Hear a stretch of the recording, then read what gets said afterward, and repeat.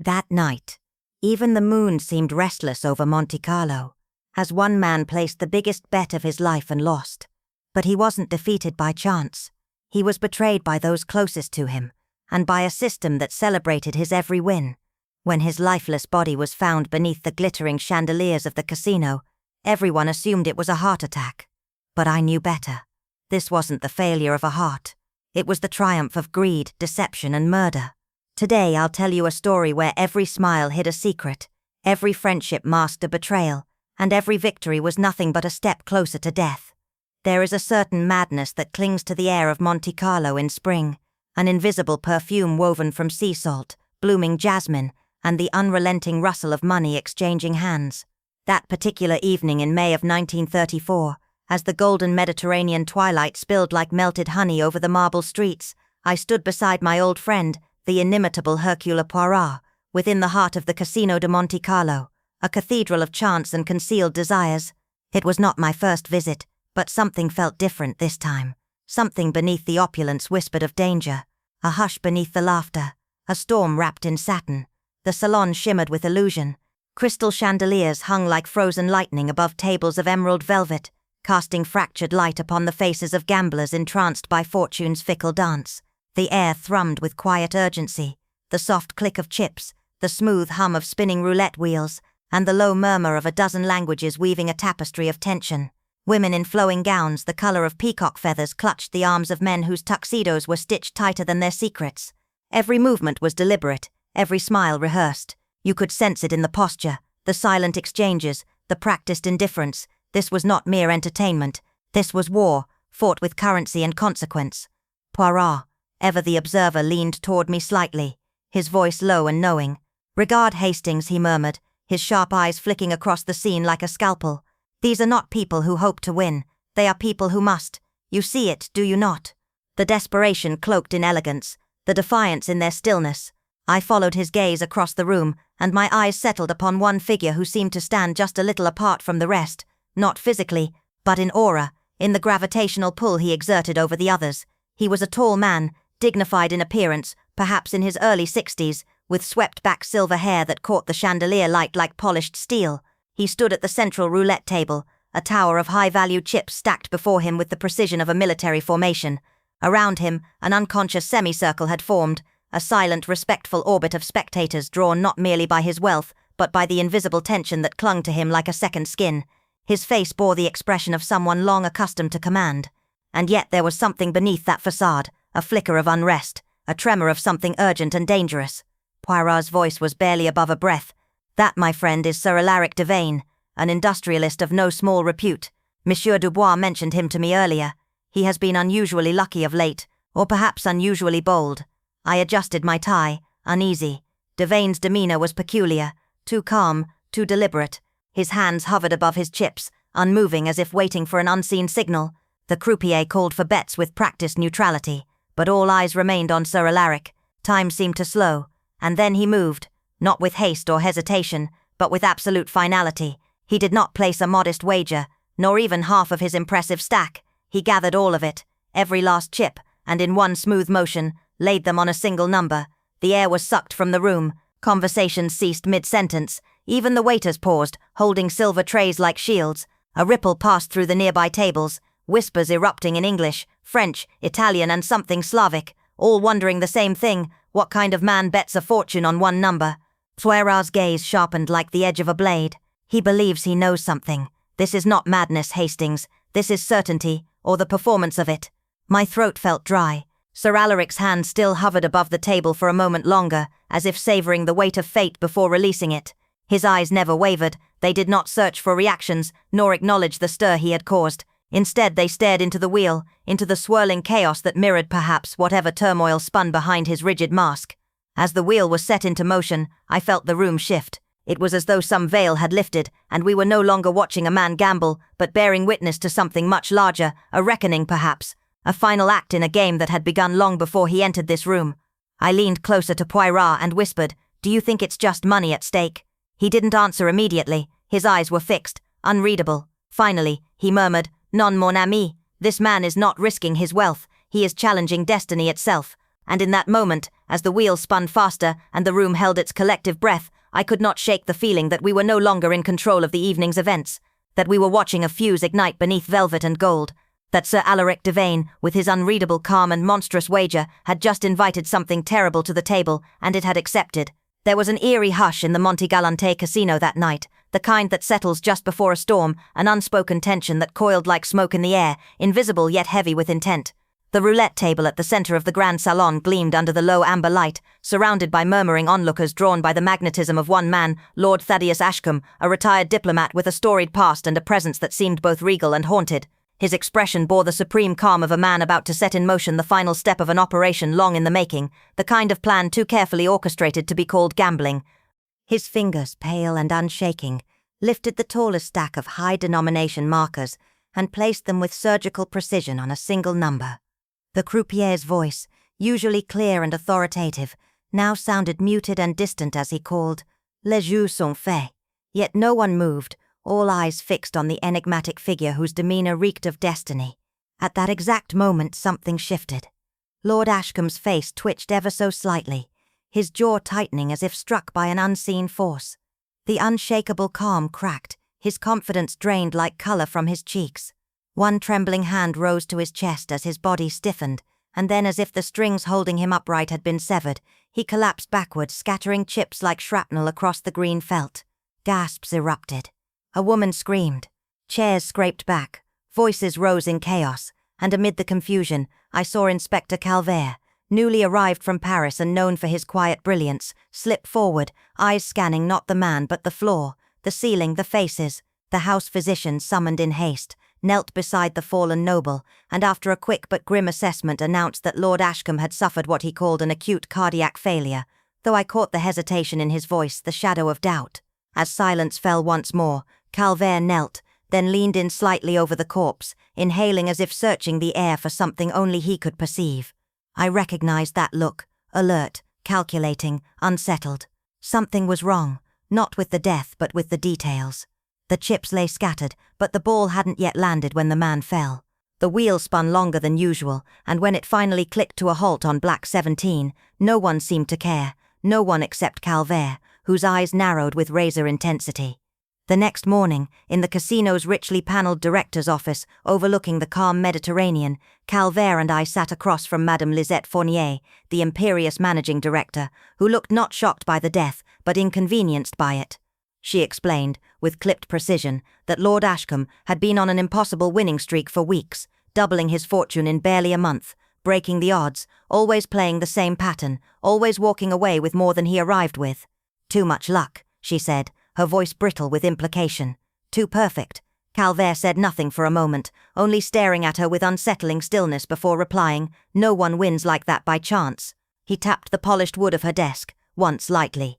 "Unless the game isn't what it appears to be, or the player isn't." The silence that followed felt like the pulling back of a curtain before a deeper stage of revelation. The Montclair Casino loomed like a sleeping beast beneath the haze of the early Riviera dawn, its Art Deco spires silhouetted in crimson light as Inspector Lucien Varenne adjusted the cuffs of his charcoal suit and stepped into the hush of the executive suite, a chamber of marble, gold-veined mirrors and whispers that never fully faded. Across from him, Jules Montreux, the director and custodian of the casino's infallible reputation, sat with his knuckles white against a mahogany desk, voice tremulous yet heavy with unshed revelations. The man's name was Willem van der Lint, he began, eyes darting as though expecting shadows to lean in and listen. A Dutch financier by all appearances, calm, polite, immaculately dressed, with a watchmaker's precision in every move, yet beneath that facade, something was wrong. He wagered with almost surgical accuracy, no cheating, no tampering, nothing our surveillance could catch, but he always knew, not just the numbers, but the moments, as if he could see the future, or had someone whispering it into his ear. Varenne's pen hovered. Was there a pattern? Montreux gave a slow, almost reluctant nod. Yes, he only played when certain wheels were in use, only when specific croupiers were stationed, and always after glancing at small slips of paper folded in the palm of his glove. Our staff saw him review them subtly, always moments before the spin. He claimed they were his calculations, but they weren't formulas, they were messages, perfumed, neatly torn edges, burned immediately after use. No evidence remained, only ashes in his tray, and once the faint imprint of violet ink left on a linen napkin. We tried to intervene discreetly, but he was— And last night, Montreux's jaw clenched. Last night he received another envelope, delivered beneath a cognac glass by a waiter, Alain Grivois. He's been with us 2 years, clean record, quiet, but now we find he's buried in debt, gambling debts, some owed to places where people don't ask twice before breaking bones. Alain vanished this morning, never reported for his shift, but before Whodunit's collapse, he was seen speaking to 2 unidentified individuals outside the south atrium. One was a woman, late 20s, striking with raven hair twisted into a diamond-studded clip and eyes that scanned the floor like a hawk. The other was a man, late 40s, Eastern European by accent, walking with a sharp limp and a silver-topped cane. Neither are in our guest records. Security footage caught only glimpses, no clear angles, and then, the collapse. Whodunit had just won another outrageous sum, 3 chips placed, 3 numbers struck. He stood to collect, smiled faintly, and then he froze. A soft gasp, a drop of his final chip. He clutched his chest, murmured something unintelligible, not her, not again, and crumpled, dead before he hit the floor. The doctors say it was an aneurysm, clean, instant, but the timing, it's too precise, too theatrical. Varenne turned to the window, gaze fixed on the horizon where the Mediterranean breathed with eternal indifference. What you describe isn't just cheating, it's orchestration. Someone's feeding him perfect information, but not for profit alone. This is bigger. Someone's choreographing outcomes with the precision of a symphony. But who? And why? He turned, snapping his notebook shut. I want access to all surveillance. Pull every ashtray he used. Have your lab test for chemicals, ink, ash, even perfume. Find out if anyone used the staff access codes, and track down Alain Grivois. Someone got to him. The debt was just the hook. The question is, what did they reel in? Montreux nodded, but his eyes remained unfocused, haunted. Varenne continued in a low, cold voice. You thought you had a gambler. What you had was a messenger, perhaps even a pawn.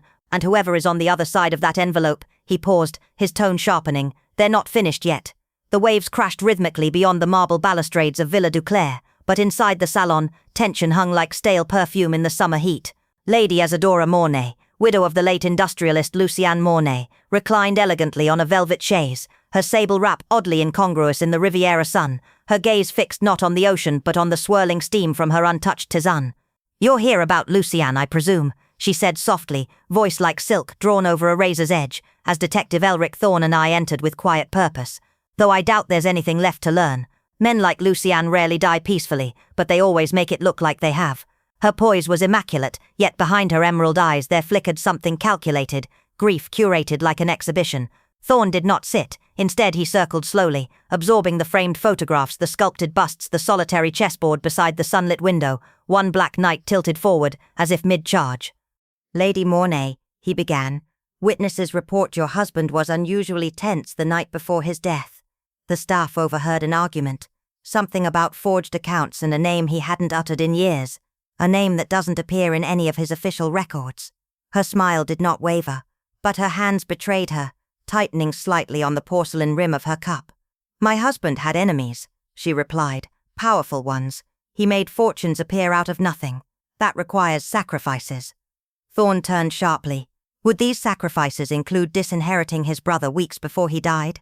Or the quiet purchase of a company tied to an exiled banker from Prague with a record of laundering money through Monte Carlo casinos? Her expression turned to ice. Detective, I suggest you tread carefully. But Thorne only stepped closer, producing a photo, one snapped from a security camera the night Lucien died.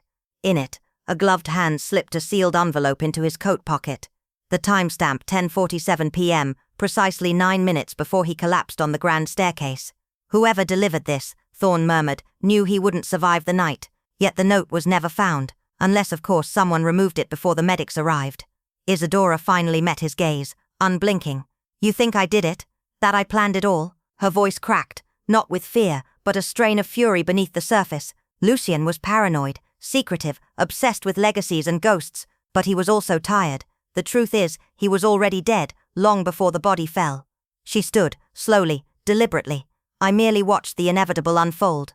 As we left the villa, the sun dipped lower, casting long shadows across the stone path, and I could feel it, an unease that pulsed deeper than evidence, the sense that Lucien Mornay hadn't been murdered in cold blood, but outmaneuvered in a game he once controlled, a game whose rules had been rewritten by someone even colder than him.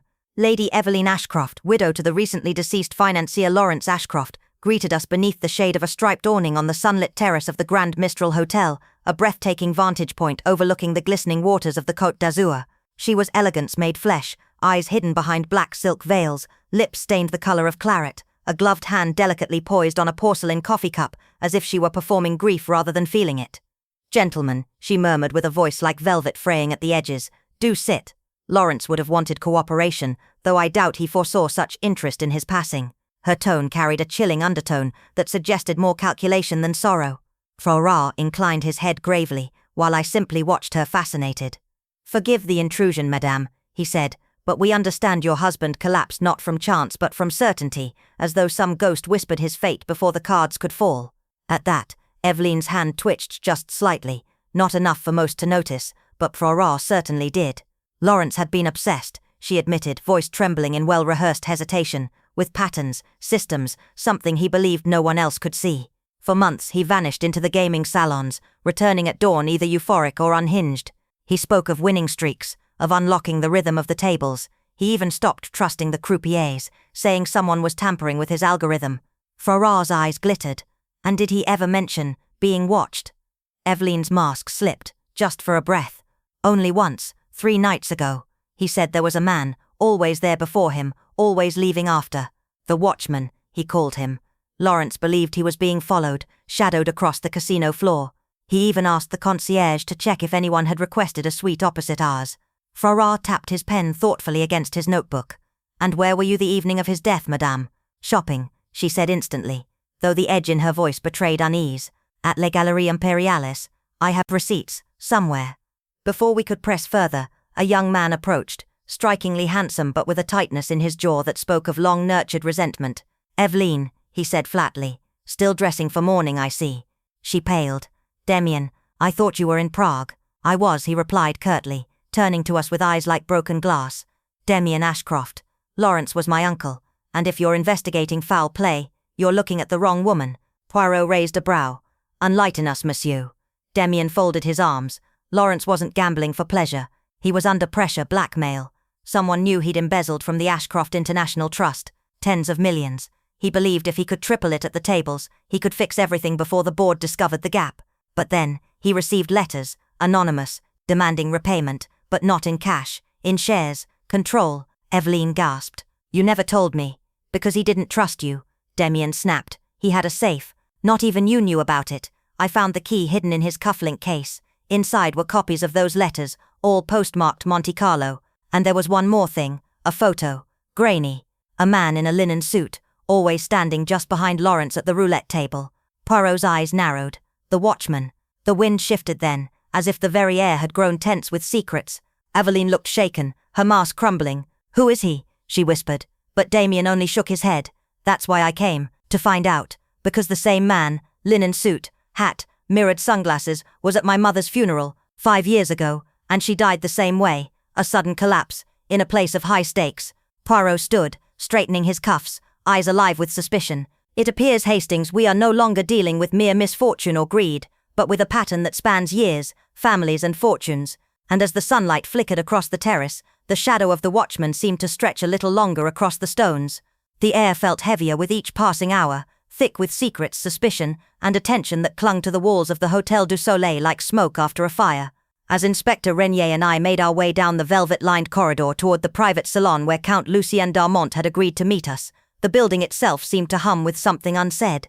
The Count was a man shrouded in whispers, a figure who attended the casino daily but was never seen placing bets, only observing with the silent, patient intensity of someone who knew more than he revealed. When we entered the room, it felt as though we had stepped backward in time. Heavy velvet curtains muffled the golden afternoon light, and the ornate furniture gleamed under the weight of polish and memory. The Count, an aging relic of French nobility exiled by war and scandal, stood at the far end of the room, his posture perfect, his expression carved from the stone of old grief. He looked to be in his early 60s, yet the weariness in his eyes suggested he had lived more lives than most men dare to dream of. He greeted us with a faint, precise bow, and gestured to the chairs near him, his hands delicate and pale, untouched by labor, but trembling slightly, as though some burden he carried was no longer content to remain hidden. "Sir Reginald," he said slowly as if tasting the name, was not what he appeared to be. There was a restlessness about him, a fear buried, but not deeply enough.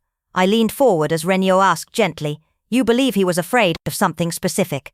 The Count exhaled, a soft hiss that barely disturbed the air. Of someone, or perhaps something.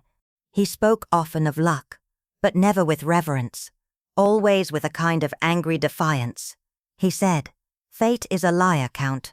But I've learned to read her tells." The way he said it, like quoting a prophecy rather than a man, sent a chill down my spine.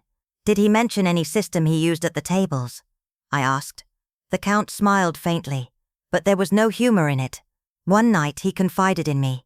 He claimed he had discovered what he called the cadence beneath the chaos, the pattern hidden in the randomness. He spoke of numbers not as mere chance but as echoes of some larger rhythm, like the tides of the ocean or the verses of forgotten poetry. He believed he could see beyond the surface of the spin, into a realm where luck was no longer blind but predictable, controllable. "Did you believe him?"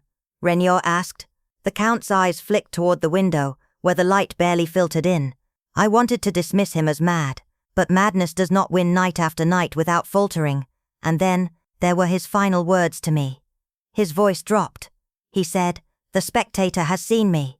At the time I assumed it was paranoia, perhaps a metaphor for guilt, but now, I'm not so sure. A long silence followed. The Count crushed his cigarette slowly, as though performing a quiet funeral. "The spectator?" I repeated. "Do you think he meant someone watching him? Spying?" The Count nodded slowly. "I believe he meant someone, something that had been present all along, unseen, unnoticed. He feared it, not like one fears a man with a gun, but like one fears an eye that never blinks, never judges, but never forgets." Inspector Regnier closed his notebook softly, but his jaw had tightened. Something had shifted in the room, something invisible but unmistakable. This was no longer a matter of blackmail or a family inheritance gone wrong. This was deeper, stranger. "Did he ever mention any names?" Regnier asked quietly. The Count hesitated, then leaned forward. "Only one. Alberon. I never learned who or what that referred to.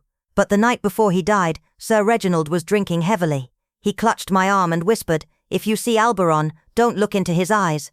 The room fell silent again, and this time, even the wind outside seemed to pause. We left the salon with more questions than answers, but one thing was clear. Sir Reginald had stumbled onto something he was never meant to understand, and now, whatever he had uncovered was stirring in the shadows, waiting, watching. The flickering lamplight in the opulent lounge of the Monte Sereno Casino painted erratic shadows on the marbled walls, turning the grand room into something that felt strangely theatrical, almost conspiratorial.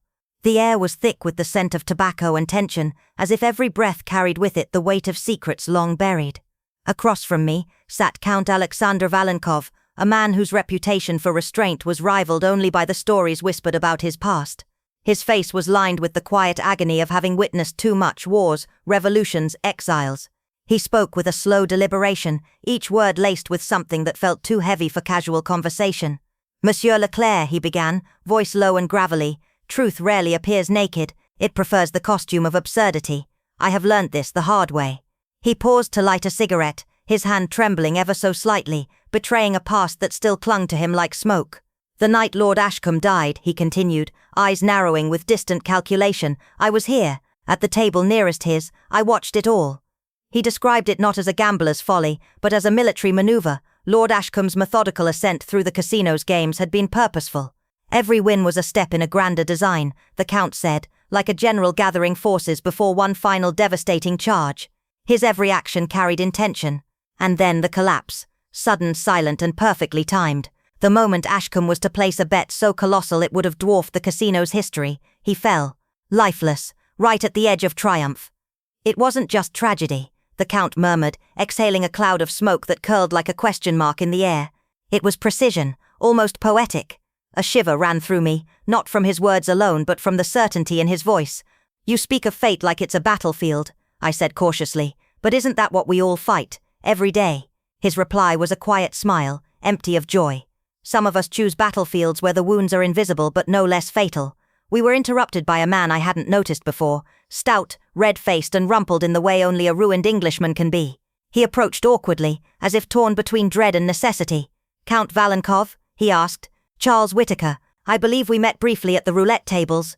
The Count nodded, but the warmth had drained from his expression. Whittaker's eyes darted nervously between us, sweat beading on his brow. "I overheard your discussion about Ashcombe," he said, voice tight. "Terrible thing, truly, but if I'm honest, maybe not surprising." His hands clenched as he spoke, as if trying to strangle his own words. "He ruined me. Every time I placed a bet, he'd win on the numbers I'd nearly chosen. It was like he knew, like he could see the decisions before they were made." His tone was bitter, but underneath it lay something else, shame and perhaps fear. "That's quite the accusation," I said, narrowing my gaze. "I'm not accusing anyone," he muttered, "just saying things never felt right." Poirot had been silent until then, listening with the intensity of a man reading a confession written in gestures instead of ink. "Or perhaps," he said softly, "luck had very little to do with it." Whitaker froze, eyes wide. "Whatever you think," he said, voice strained, "I only came to pay my respects. However he played, he didn't deserve that." And with that he turned and fled, leaving behind a silence that crackled with tension. The Count watched him go, his expression unreadable, but his eyes, they had turned cold. "There are more like him," he said after a beat. "This place breeds obsession. When one man wins too often, others are forced to lose, and losing, monsieur, is not something gamblers do gracefully, not when fortunes vanish overnight." As we prepared to leave the room, I noticed something odd. The Count had left behind his cigarette case, a beautifully engraved silver piece that gleamed under the chandelier's glow. When I pointed it out, he waved his hand and said he had others, his voice dismissive, but moments later, just as we crossed the hallway, I glanced back and saw him slip quietly into the room, retrieve the case with quick, furtive movements, and glance around as though fearing he'd been watched. The gesture was small, almost insignificant, but it unsettled me deeply. For a man of such poise and apparent indifference, it was strangely uncharacteristic. It felt like the sort of movement one makes not to reclaim a possession, but to hide something. And in that instant I realized the games being played in Monte Sereno might go far beyond cards or chance.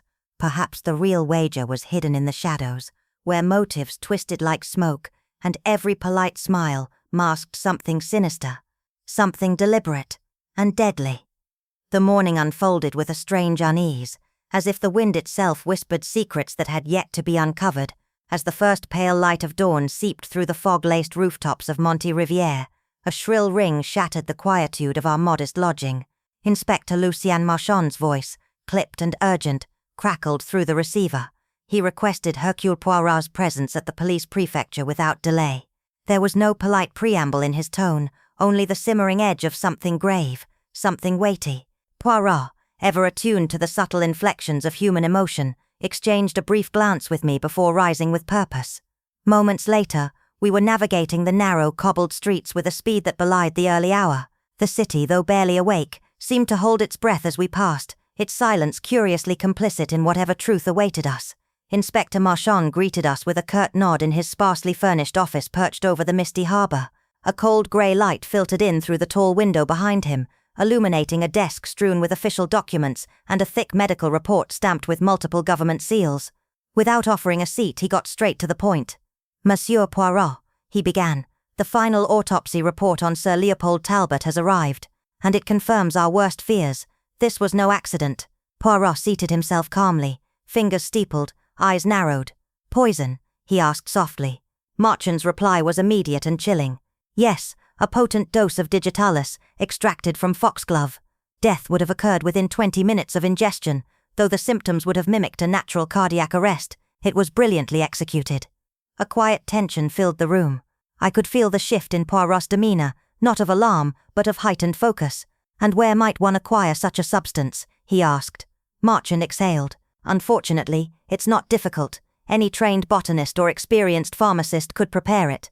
The plant is common across Europe, and though the extraction process requires care, it's hardly unachievable for someone determined."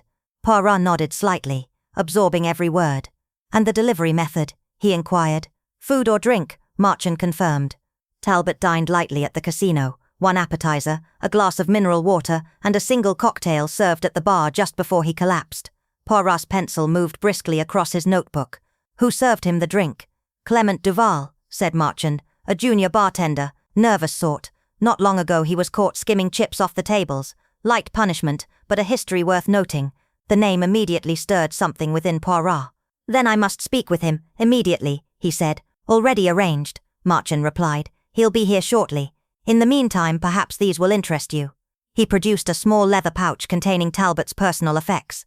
Inside were the expected items: a gold pocket watch, a well-worn wallet, a monogrammed handkerchief, keys, and a small leather-bound notebook. Poirot's interest was piqued at the sight of the notebook. He opened it delicately. Gambling records, perhaps, he mused. Indeed, the pages were filled with Talbot's neat handwriting, logs of wins and losses, betting patterns, roulette strategies, and curious mathematical formulas. But it was the final few pages that caught Poirot's attention. "Here," he whispered, gesturing to a sequence of entries. "See these check marks? Each one appears just before a winning number. It's as if he was validating some pattern, confirming a theory." I leaned in. The diagrams and notes were intricate, almost obsessive. "Do you think he truly discovered something?" I asked. Or Poirot said quietly, "Someone convinced him that he had." Before I could respond, a soft knock announced the arrival of Clement Duval. He stepped into the room with a visible shiver in his posture. His crisp casino uniform seemed out of place against the anxiety etched into his pale face. Gone was the confident young man we'd imagined from behind the bar. This was someone unraveling. His hands twitched slightly, and his eyes darted from Poirot to Marchand, never settling long enough to feign calm. "Monsieur Duval," Poirot greeted him gently, but the tone held a subtle edge. "Tell me, how well did you know Sir Leopold Talbot?" Duval swallowed, clearly unprepared for the directness. "He was just another guest," he stammered. "I didn't know him personally." But Poirot's gaze was already fixed, not on the man's words, but on his body language, the sweat at his temples, the tremble in his lower lip. This investigation had crossed a threshold. No longer was it a case of isolated death. It had transformed into a labyrinth of deception, desperation, and danger. Poirot remained still, letting silence pressure the young man. Somewhere beneath Clement's surface, a truth was trying to claw its way out, and Poirot, as always, would be the one to uncover it.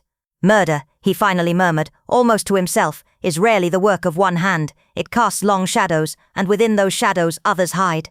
The trap had been set, and all that remained now was to wait, for the lies to unravel, for secrets to surface, and for the final act of this deadly performance to reveal itself. The room was cloaked in a suffocating stillness, as if the very air recoiled from the truth that was about to emerge. Julian Moreau sat hunched on the edge of the polished mahogany chair, his slender frame rigid, fingers nervously fidgeting as they brushed repeatedly through his unkempt black hair, each movement betraying a mind frayed at the edges. His pallid skin, ghostly under the dim chandelier light, glistened with a cold sweat, and his eyes, sunken, ringed with dark circles, shifted anxiously between the composed figure of Hercule Poirot and the steely-eyed Inspector Devereux. Though Julian wore a clean, neatly ironed shirt and dark trousers, the subtle signs of wear, frayed cuffs, faded seams, soles coming loose, betrayed a quiet financial despair that he could no longer disguise. Poirot's voice was gentle, deliberate, and laced with a calm authority as he broke the silence. "Monsieur Moreau, we are not here to accuse but to understand. Tell us what you observed on the evening of Lord Alistair Wyndham's death." Julian swallowed hard, the knot in his throat visible as he answered, his voice barely above a whisper. He requested his usual, a Glenfiddich single malt, 1 cube of ice, no lemon, always the same. It was tradition. Poirot's brow lifted subtly. And this tradition, how long had it been in place? Julian nodded faintly, fingers tightening on the arms of the chair. For over a month. Every evening he arrived at precisely 8. He would sit alone at his usual corner table, watch the roulette wheels in silence, make mental notes. Then at 9 o'clock sharp he would signal for his drink. But that night, something was wrong. Poirot leaned slightly forward, his expression sharpening. "Wrong? How?" Horroning, Julian's eyes darted toward the inspector, then back to Poirot. He seemed agitated, excited, but in a way that felt unnatural, feverish. He was checking his pocket watch every few minutes, mumbling to himself, scribbling tiny figures on a napkin and folding it away. He wasn't relaxed. He was waiting for something. Poirot's voice lowered. "Did he speak to you directly?" "Only to order the drink," Julian said, then paused, visibly struggling. "But when I brought the glass to his table, there was something else. A white envelope. Small, sealed, tucked neatly beneath the napkin beside his coaster. He opened it before even touching his drink, read it, smiled." Poirot tilted his head, his tone turning thoughtful. "Smiled how, monsieur?" Julian hesitated, brow furrowing. Not joyfully. It was a private smile, cold, certain, like he had already won whatever game he was playing. Poirot exchanged a glance with the inspector. "Did you see who placed the envelope there?" "No," Julian murmured. "It was the dinner rush, dozens of people in and out. Any staff member or guest could have slipped it onto the table unnoticed." Poirot's eyes narrowed. "Tell me, Julian, are you in debt?" The young man's fragile composure crumbled instantly. His hands fell to his lap, and his head bowed in shame. Yes, heavily. 30,000 francs to a private syndicate in Marseille. I took the loan out last spring to cover medical bills for my sister. But they want it all back. Now. And they don't ask twice. Poirot's gaze remained steady, his voice calm but pressing. And yet you chose to continue working here, serving the very man whose nightly winnings dwarfed your salary 100-fold. I had no choice, Julian whispered. Watching him win night after night was like torture. Every spin of the wheel felt like a slap. But I needed this job. Without it I had nothing. Poirot nodded slowly. Tell me plainly. Did anyone approach you, offer you money, in exchange for information about Lord Wyndham? Julian froze. For a long moment he said nothing, the silence stretching unbearably. Then he sighed, slow, defeated, and nodded. 3 nights ago. A woman, refined maybe 35, blonde, elegant like someone born into wealth. She said she was a journalist, writing about the psychology of high-stakes gamblers. But her questions were too precise. She asked what Lord Wyndham drank, how he moved, who he spoke to, what time he arrived and when he left. She knew exactly what to ask. Poirot's fingers interlaced as he leaned forward slightly. And did she offer money? Cash, Julian admitted, voice cracking. Enough to pay everything. She said no one would know. She only wanted details. Poirot's voice was now barely audible. And you told her? Julian's face twisted in shame. Yes, I told her everything. I was desperate.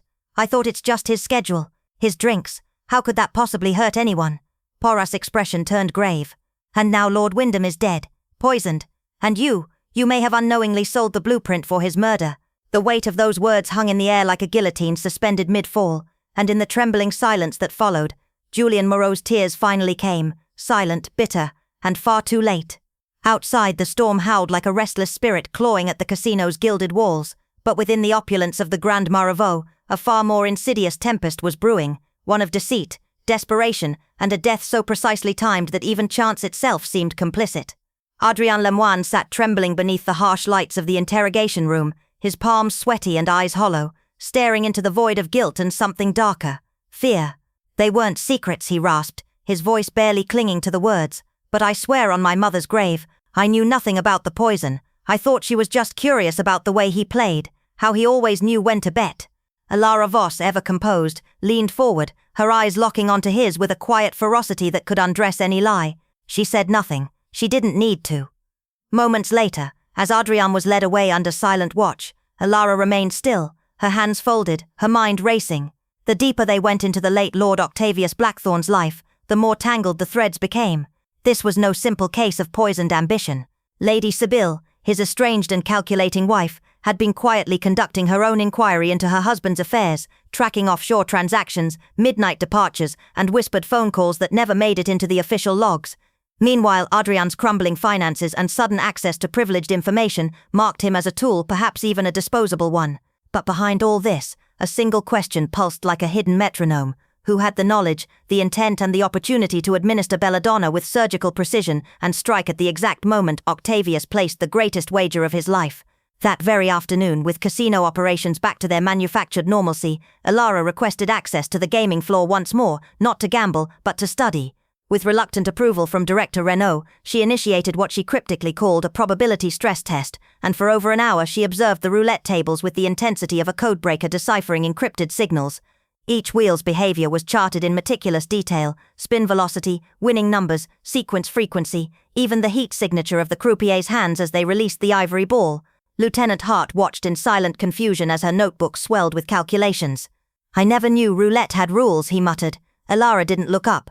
"It doesn't, but patterns exist. Not in the game, but in the machine. Look here, wheel 7. Over the course of 4 days it favors red every 5th cycle, but only between 3:15 and 5:45. See the gap here? That's not chance, that's calibration." Hart squinted. "You think someone rigged the wheels?" "I think someone studied them, repeatedly. I think someone with access to mechanical records, maintenance logs and rotation schedules discovered a microflaw, a subtle wobble, an imperfection invisible to the eye but real enough to tilt probability." Her voice lowered, "and they used it. They fed Octavius a map disguised as a revelation, enough wins to seduce him, just enough losses to keep him hooked." Just then, Inspector Renaud emerged from the elevator, breathless. "We've uncovered something troubling," he said, eyes darting nervously. "Lady Sibylle's alibi, it's fabricated. The boutique she claimed to visit closed an hour before her arrival, and hotel logs confirm she returned to the Hermitage by 9 p.m. Alara's jaw tightened. Yet she claimed to have learned of her husband's death the following morning. Exactly, Renaud replied, and get this, she made 3 phone calls from her suite that night. One of them was to her solicitor in Geneva, at 11:15. Heart blinked. 11:15, that's just minutes after Octavius collapsed. She was preparing for the fallout, Alara murmured, not reacting to it. Preparing. The room grew heavy. And what about their son Julian? Claims he stayed in, Renaud said grimly, but the night porter saw him leaving the premises just after 10. Every alibi we thought was solid, every detail, they're all fraying. Alara nodded slowly. Because lies built in panic always unravel, especially under pressure. Then almost as an afterthought she added, has there been any trace of the anonymous letters Octavius received? Renaud looked puzzled. No, none. It's as if they never existed. Alara's eyes darkened, her voice a whisper. Then someone erased them, not to hide a threat, but to bury a lure. Those letters weren't warnings, they were bait. They led him to that wheel, that night, that moment, and straight into a death no fortune could predict, but one mind most certainly did. Outside, the mistral winds howled like wounded animals, clawing against the shuttered balconies of Hotel L'Obsidienne, with a fury that seemed to mirror the unspoken tension inside.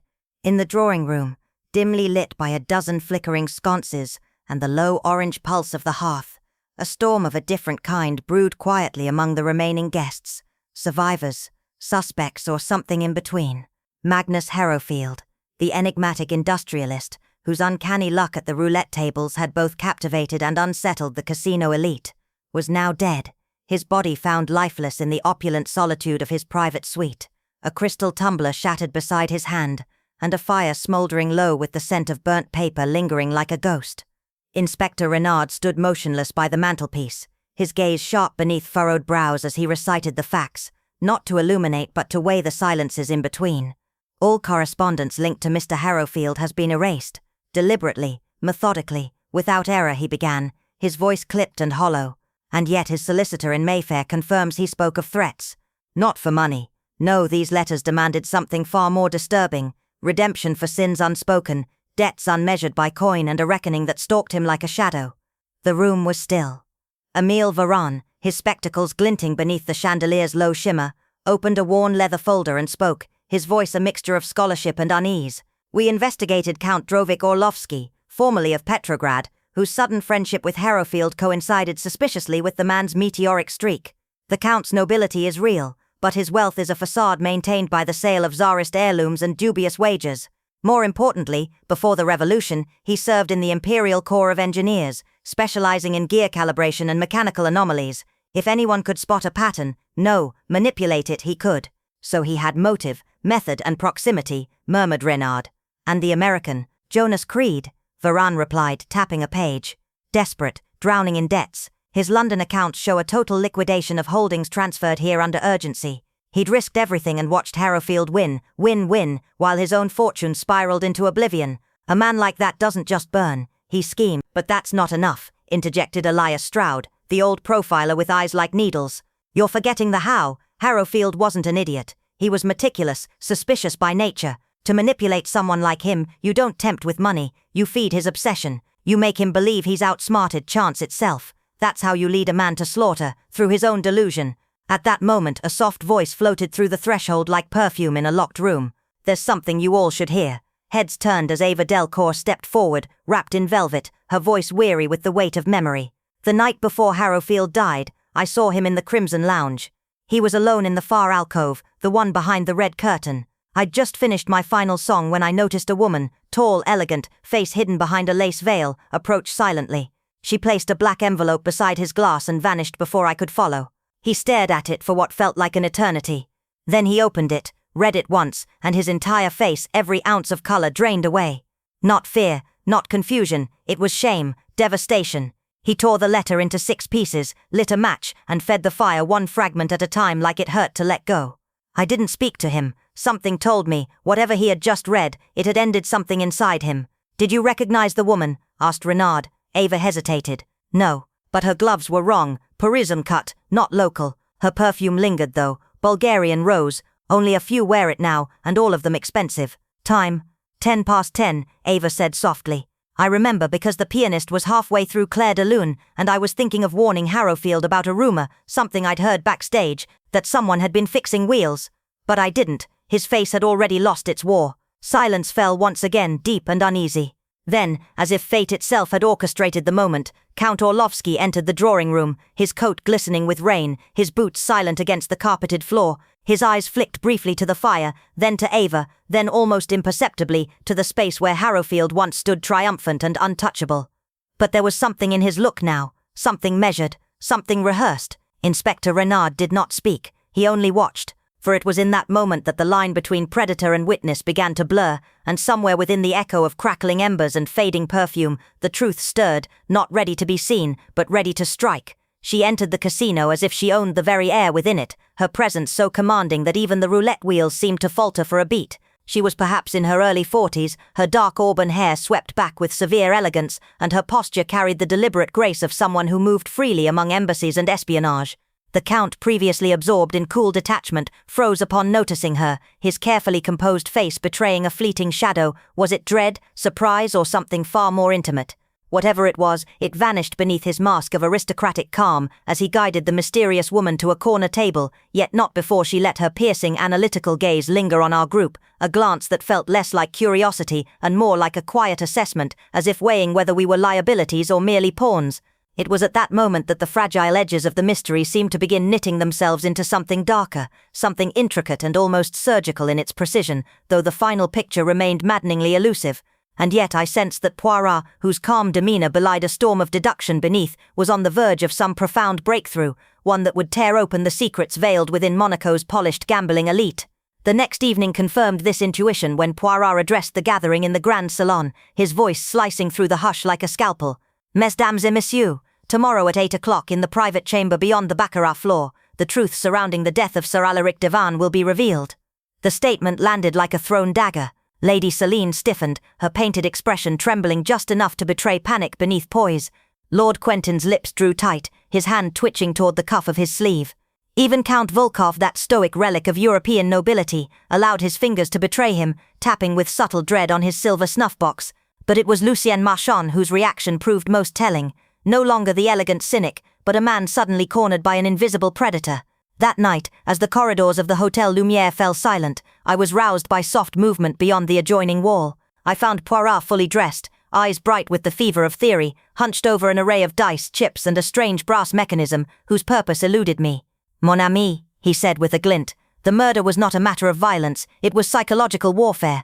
Imagine knowing not what a man will bet, but precisely when he will risk everything. A manipulation of his soul, not just his senses." Before I could respond, a frantic knock shattered the quiet. Inspector Dumas stood at our threshold, breathless. "Monsieur Poirot," he managed. An intruder attempted to breach Sir Alaric's suite. The room was turned over. Desk drawers, bed frame, the safe. Poirot leaned in sharply. "The safe, was it opened?" "No," the inspector replied, "but someone tried. Expertly. Like they knew what they were looking for." Poirot's eyes narrowed, and he murmured, "Then the killer has not yet found what they fear might betray them.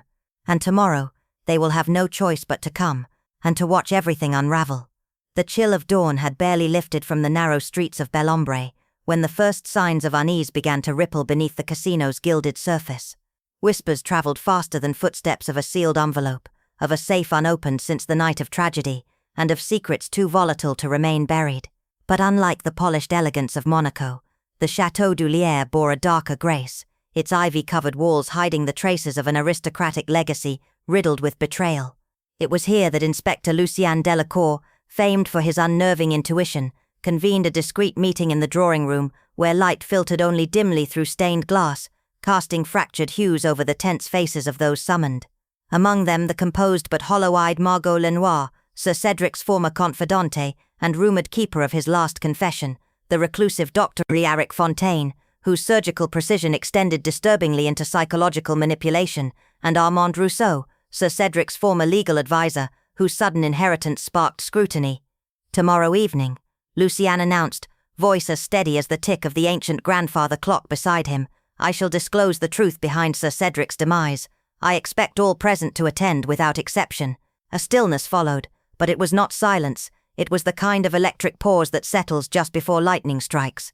Margot blinked slowly, her lips trembling against a teacup she never raised. Fontaine's fingers, long and pale, twitched once, then clasped tightly around his pocket watch.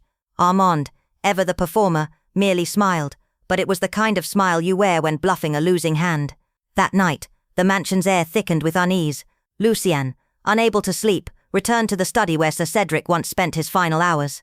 There, under a loose floorboard he had discreetly observed days before, he retrieved a box inside, 2 casino tokens marked with anomalous engraving, and a faded letter sealed with a crimson emblem, half torn, as if someone had attempted to open it and failed. He knew, Lucien whispered, candlelight dancing across his solemn expression. He understood he was being hunted. But just as he examined the emblem, an intricate Ouroboros encircling a dagger, a muffled crash from upstairs broke the silence. Rushing into the corridor, Lucien found the maid pale and stammering. Someone had attempted to force entry into Sir Cedric's old chambers again, yet nothing was taken. Why risk exposure for nothing? Lucien muttered, returning to the study, unless they already took what they came for, or they were searching for what they didn't find last time. The next morning brought news that struck like a thunderclap. Dr. Fontaine had vanished during the night, leaving behind only his coat, hanging neatly on the wrought iron fence at the edge of the estate, and a cryptic note that read, "Some truths are more dangerous than lies." Meanwhile, our aunt was seen in the village, visibly agitated, meeting with a stranger whose identity no one could confirm, and Margot, she stood by the lake, motionless, staring into the water as if expecting it to return something lost. As Lucien approached her later that afternoon, he asked, "Did Sir Cedric ever speak of fear?" She hesitated, then nodded. Not of death, but of shadows, of someone who always knew what he'd do before he did it. "And what did he do with that fear?" Lucien asked. Her answer came with a whisper. "He wrote it down. All of it." That was all Lucien needed. The final piece had clicked. Not a puzzle of chance or vengeance, but of cold calculation, an elaborate trap in which every player was both hunter and prey. And somewhere, hidden in ink and code, Sir Cedric had left a confession, one meant not to be read but to be found. The truth, Lucien realized, was already in motion, and by tomorrow night it would no longer hide in the shadows. At precisely 8 o'clock, under the cold gleam of chandeliers that seemed to watch with silent judgment, the casino's secret chamber, a space seldom used except for the most exclusive affairs, became the stage for an exposition no less deadly than the crime it sought to unravel. The room hummed with restrained anxiety, the silk-draped walls soaked in whispers, and the very air felt heavier, almost charged with the tension of exposed truths yet to come. Lady Celestine Hargrave, clad in deep violet, her hands trembling ever so slightly beneath the gloves she had not removed, sat poised but visibly haunted. Her eyes, once proud, now darted nervously across the room. To her left, Leopold Hargrave, her stepson and known racing enthusiast with mounting debts, leaned against the marble fireplace, attempting an air of calm detachment that cracked every time his eyes flickered toward the detective. Across from them sat Henry Duval, the casino's head technician, whose previous silence had begun to feel less like discretion and more like calculation. And there, beneath the gilded mirror, with a quiet authority that no one could quite defy, stood Hercule Poirot, his silhouette rigid, precise, and ready to strip away each layer of deception like peeling back old wallpaper in a crumbling estate. "Mes amis," he began, his voice smooth but edged with steel, "what we are about to discuss will not be comfortable, but it will be conclusive, for the truth, like the house in this very casino, always wins." He paced slowly, his gaze settling briefly on each suspect. Sir Malcolm Hargrave did not die from misfortune, he did not collapse from mere age or stress. He was poisoned, deliberately, methodically, and with chilling foresight. A toxin rare but traceable, introduced into the vintage cognac he drank each night, timed precisely to mimic the heart condition his doctor had only recently warned him about. Gasps whispered through the room like a ghost's breath. But why? Because Sir Malcolm had begun to suspect that his improbable luck at the roulette table was not luck at all, because the man who believed he had finally found a system to defeat chance had in truth been led step by step into a psychological snare. Poirot turned slowly, eyes now locked on Henri. Our roulette wheels, oh so expertly maintained, contained micro-flaws, subtle wear known only to the man who serviced them. Someone who fed this data to a desperate gambler through anonymous notes, timed precisely, encouraging wins that would build not just fortune but hubris. Henri's lips parted, but no words came. And then, Poirot continued, came the final push. Sir Malcolm was convinced to make a wager of unthinkable size, one that would make or ruin him entirely. That night the flaw was corrected, the wheel spun true, and Sir Malcolm lost everything. It was not just his wealth they wanted gone, but his dignity, his belief in himself. And when he went to his suite, shattered and confused, the poison was waiting in his glass. This, mes amis, was no act of passion, it was premeditated annihilation. The silence was suffocating. Lady Celestine rose, lips trembling. "You think I could?" Poirot raised a hand gently. Not you, madame, but you knew. The phone calls, the hidden letters in your dressing table. You suspected and did nothing. Then he turned to Leopold. And you, with your debts and forged signatures, you had motive aplenty, but not the precision. Finally he stopped before Henri. But you, monsieur, had knowledge, access, and no alibi. And when Sir Malcolm began to keep notes, yes, those torn pages found behind the radiator, you panicked, you tried to retrieve them, but in doing so, you sealed your fate. You see, the notes are incomplete, yes, but they mention a name, yours. A long beat passed. Then Henri, voice low and dead of hope, said simply, he was never meant to die, just lose. Poirot closed his eyes for a moment, almost in pity. But in such games, monsieur, the house is not the only thing that always wins. The truth, too, has a habit of returning with interest. And with that, the silence of the chamber fractured under the weight of revelation, and the conspiracy that had begun with whispered numbers and silent wheels ended in the stark clang of justice echoing through the velvet night of Monaco. The room held its collective breath as the antique clock in the grand salon chimed 8 times, each note echoing like a countdown to judgment. Chandeliers above cast fractured patterns of light onto the marbled floor, resembling spiderwebs fitting for what Hercule Poirot was about to reveal. The suspects, dressed in evening finery that now felt like costumes in a macabre play, sat in tense silence. Lady Arabella Vexley, her gloved hands trembling slightly, sat poised but pale, while Colonel Aldridge stood stiff by the fireplace, arms crossed in a futile attempt to contain his unease. Young Emile Renard, nervously biting the edge of his thumb, kept glancing toward the terrace doors as though seeking an escape, while Madame Bellamy's fan fluttered faster than necessary, hiding a tight-lipped anxiety behind its ivory slats. Poirot rose with deliberate calm, every motion precise, every word calculated like a chess master preparing the final strike. Mes amis, he began, his eyes gleaming under the crystal light, we stand not merely at the end of a mystery, but at the edge of a conspiracy so meticulously constructed it masqueraded as misfortune. Gasps rippled through the room, but Poirot raised a hand, silencing them. Sir Geoffrey Almsford was not merely unfortunate in his death, he was murdered, and with exquisite cunning. Colonel Aldridge grunted, but the man drowned in his bath, there was no foul play.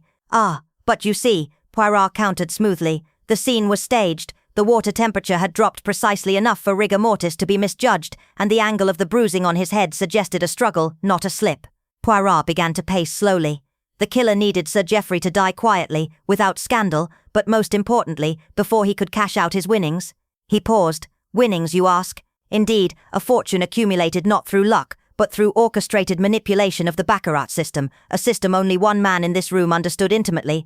He turned suddenly. Monsieur Fournier, the casino's discreet mathematics consultant, who moonlights as an illusionist. Fournier flinched. That's absurd, he snapped. Is it? Poirot replied gently. You designed a predictive algorithm, fed selective odds to Sir Geoffrey, then ensured he won, always just enough to keep playing, to keep betting more.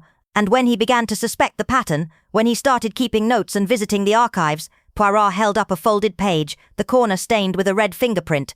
This page, torn from Sir Geoffrey's private notebook, hidden beneath the inlaid floorboard in his suite, documents not only every winning hand, but matches them to precise statistical anomalies in the house's records. The tension thickened like storm clouds before a downpour. Poirot's voice hardened. But Fournier could not have acted alone. No, he required someone close to Sir Geoffrey, someone trusted, someone who could dose his evening whiskey with phenobarbital to dull his reflexes. He spun. Madame Bellamy. Her fan clattered to the floor.